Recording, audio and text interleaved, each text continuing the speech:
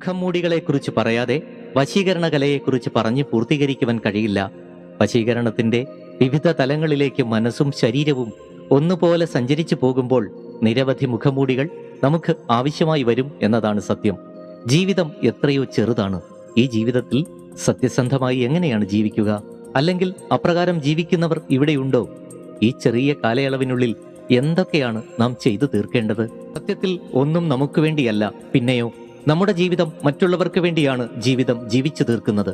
അങ്ങനെ ജീവിച്ചു തീർക്കലിനിടയിൽ നാം കൺതുറന്ന് സ്വയം മനസ്സിലേക്ക് നോക്കുമ്പോൾ മനസ്സിൽ ചൂഴ്ന്നു നിൽക്കുന്ന വശീകരണ അനുഭവങ്ങൾ എത്രയെത്ര! കയ്പു നിറഞ്ഞ ജീവിതയാത്രകളിൽ വശീകരണത്തിന്റെ മധുരമിഠായികൾ നമ്മുടെ സ്വകാര്യ ശേഖരത്തിലുണ്ട്. പക്ഷേ ഈ ജീവിത വഴികളിൽ മുഖംമൂടികളില്ലാതെ നമുക്ക് യാത്ര ചെയ്യുക വയ്യ. കാലവും ജീവിതാവസ്ഥകളും മാറിമറിയുമ്പോൾ മുഖംമൂടികൾ അതേറെ അനിവാര്യമാണ് താനും. യാത്രയിൽ നാം ഭയപ്പെടേണ്ടതില്ല. ചിരപരിചിതങ്ങളായ മുഖങ്ങൾ ചുറ്റിലും ഉണ്ടെന്ന് ഓർക്കേണ്ടതില്ല. കാരണം ആ മുഖങ്ങളൊന്നും യാഥാർത്ഥ്യമല്ല. എല്ലാ മുഖങ്ങളിലും മുഖംമൂടികൾ അണിഞ്ഞിട്ടുണ്ട്. പക്ഷേ ഇടയ്ക്കൊക്കെ അപകടം സംഭവിക്കാറുണ്ട്. മുഖംമൂടി അറിയാതെ അഴിഞ്ഞു വീണുപോകും. അപ്പോൾ മുഖംമൂടികൾ അണിഞ്ഞവരെല്ലാം മുഖംമൂടി നഷ്ടപ്പെട്ടവനെ നോക്കി ആർത്തു ചിരിക്കുന്നത് കാണാം.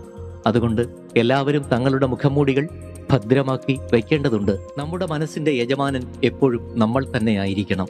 സദാചാര ശാസനകളിൽ കുരുങ്ങിക്കിടന്ന് ആ ശാസനകൾ അനുസരിച്ച് ജീവിക്കേണ്ടി വരുന്നവർക്ക് വശീകരണത്തിന്റെ പാതകളിൽ സഞ്ചരിക്കേണ്ടി വരുമ്പോൾ വലിയ ആത്മസംഘർഷമാണ് ഉണ്ടാകുന്നത്.